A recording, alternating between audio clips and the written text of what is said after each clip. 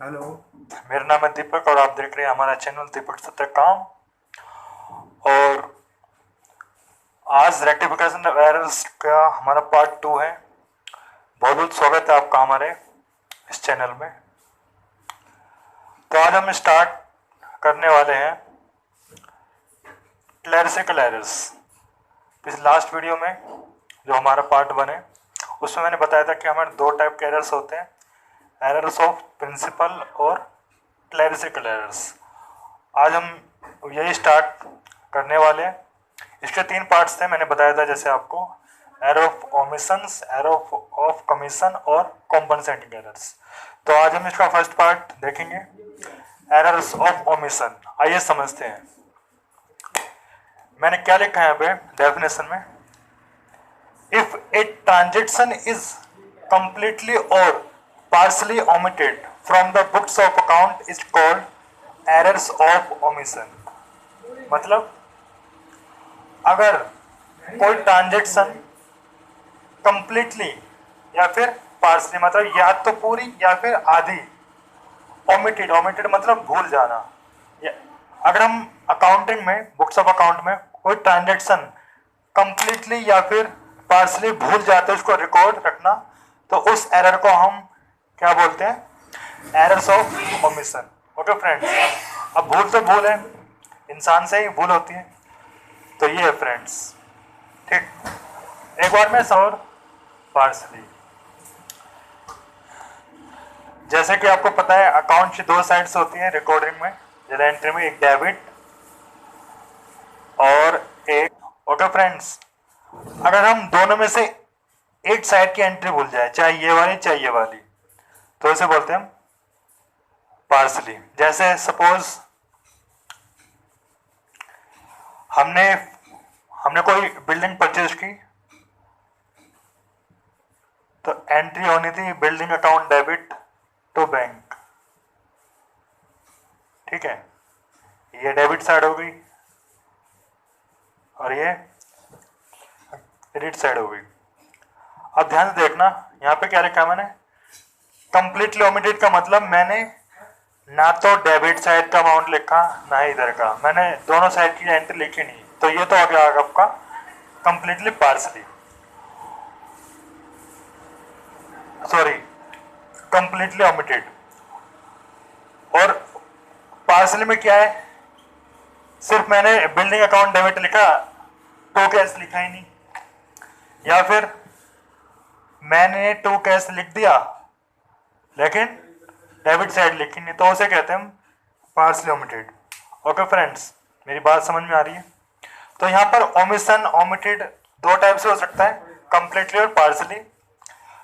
Complete में दोनों side की एंट्री हम भूल जाते हैं, कुछ भी नहीं लिखते, और पार्सली में सिर्फ एक साइड की, या तो ये साइड की या फिर इस वाले साइड की। ठीक है जी, ये तो थी डेफिनेशन। अब हमें इसकी रेक्टिफिकेशन सीखना है। आइए स्टार्ट करते हैं रेक्टिफिकेशन। एग्जांपल लेते हैं यहाँ पे।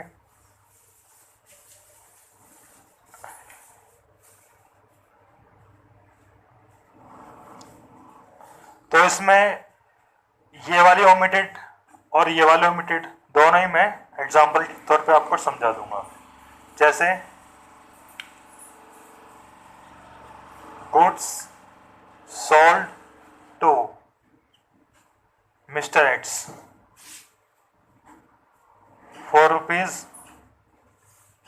₹5,000,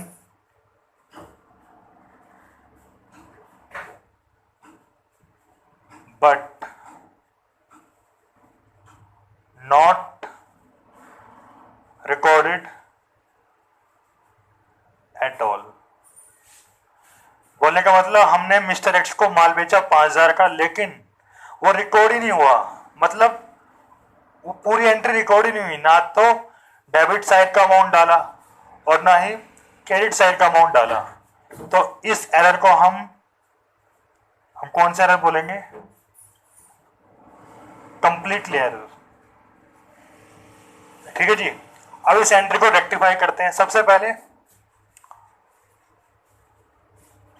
हम लिखेंगे रॉन्ग एंट्री, जैसे मैंने बताया था लास्ट वीडियो में। फिर हम लिखेंगे यहाँ पर राइट एंट्री, और फिर यहाँ पे रेक्टिफाई एंट्री। इसका रेक्टिफिकेशन बहुत ईजी है दोस्तों। रॉन्ग एंट्री में हुआ क्या कि हमने माल बेचा मिस्टर एक्स को 5,000 का, बट वो रिकॉर्ड नहीं हुआ। इसका मतलब क्या है? तो रॉन्ग हमसे हुआ क्या? रॉन्ग हमसे ये हुआ कि हमने तो एंट्री लिखी नहीं, एंट्री नहीं हुई।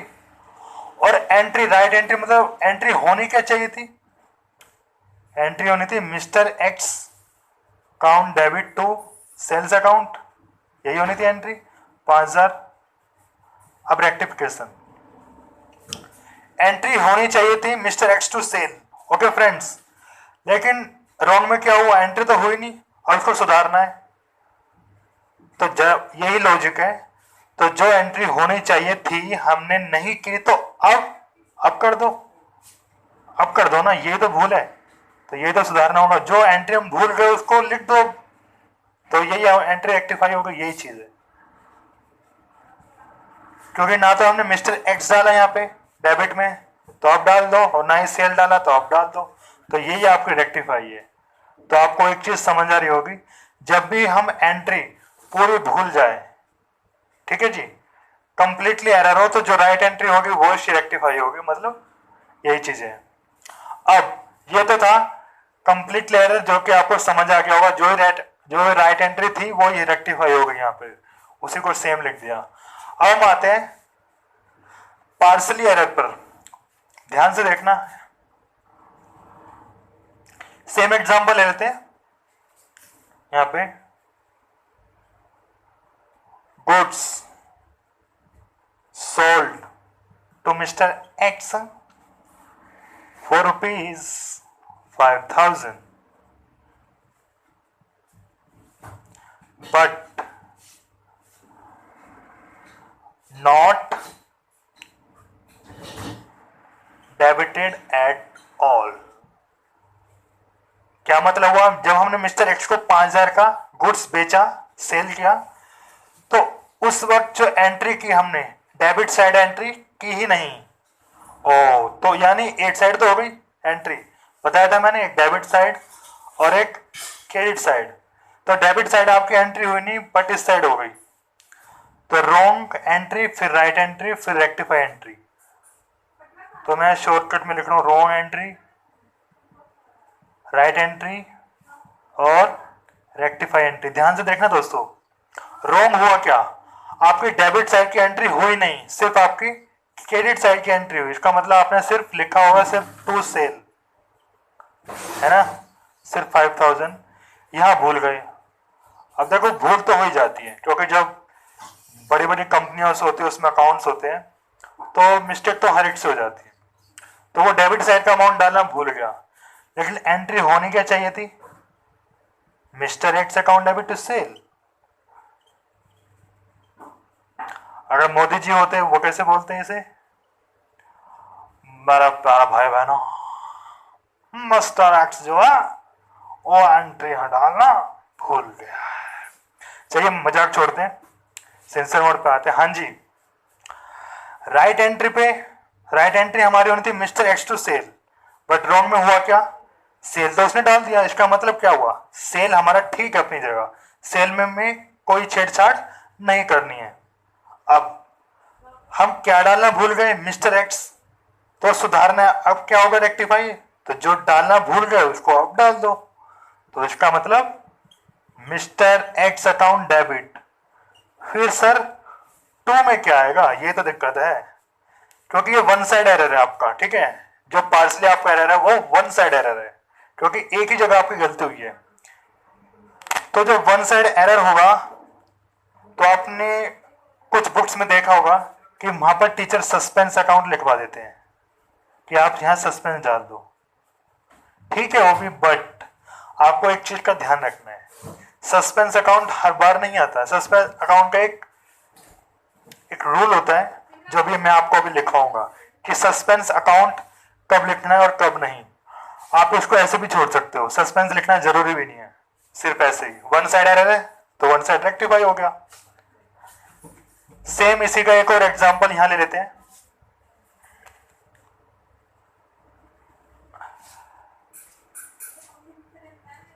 Example 1, example 2, example 3। सेम ये एग्जाम्पल यहाँ पर, goods sold to mister X ₹4,05,000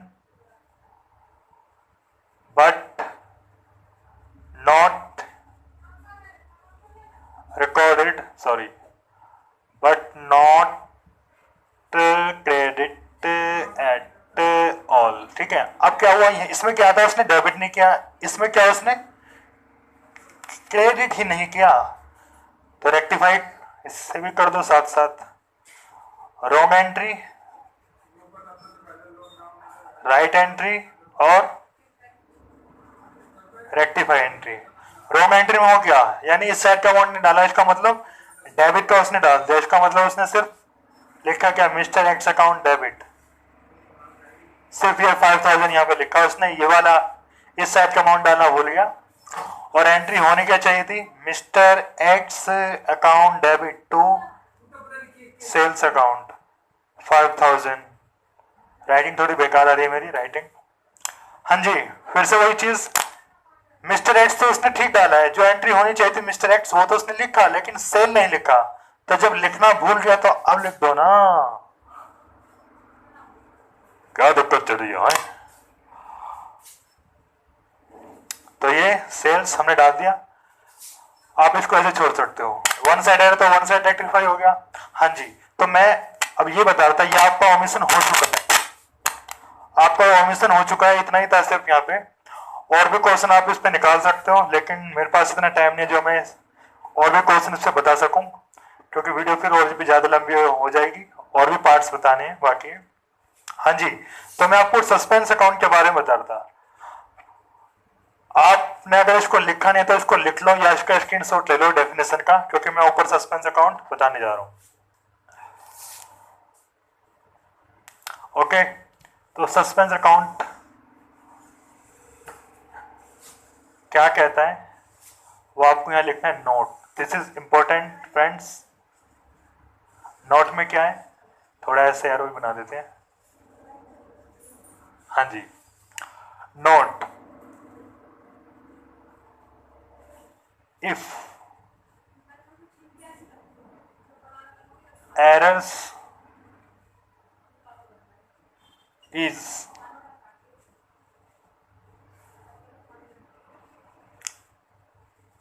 get to know before 1 year,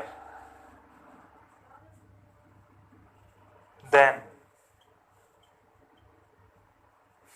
before या फिर within लिख लो यहाँ पे, within 1 year, then suspense account will not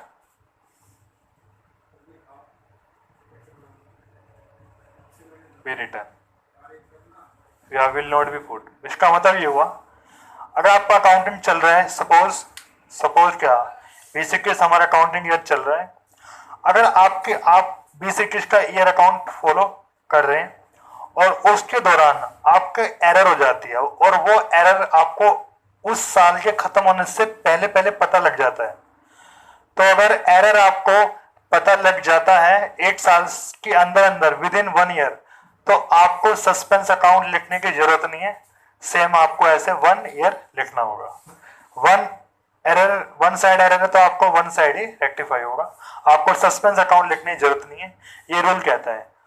तो काफी बुक्स में तो सस्पेंस अकाउंट दिया जाता है, तो वहां पर यही मान लिया जाता है मेरे ख्याल से कि जो एरर जो 1 साल के बाद हमें पता लगा है। अगर आपको यहाँ पर आप यहाँ लिख सकते हैं, अगर ये एरर आपको 1 साल बाद पता चला है तो आप यहाँ सस्पेंस अकाउंट डाल सकते हैं, कोई इशू नहीं है। तो आपको ये चीज ध्यान रखना पड़ेगा। तो वन साइड एरर में ही सस्पेंस अकाउंट आता है, और वो भी जब आता है जब हमारी गलती 1 साल के बाद हमें पता चलती है अकाउंटिंग में। तो ये रूल था फ्रेंड्स, यही था आपका एरर फॉर्मेशन। आई होप कि आपको वीडियो अच्छी लगी होगी। अगर वीडियो अच्छी लगी है तो लाइक, सब्सक्राइब, शेयर जरूर कर दीजिए। Thank you very much, bye bye, take care, जय हिंद।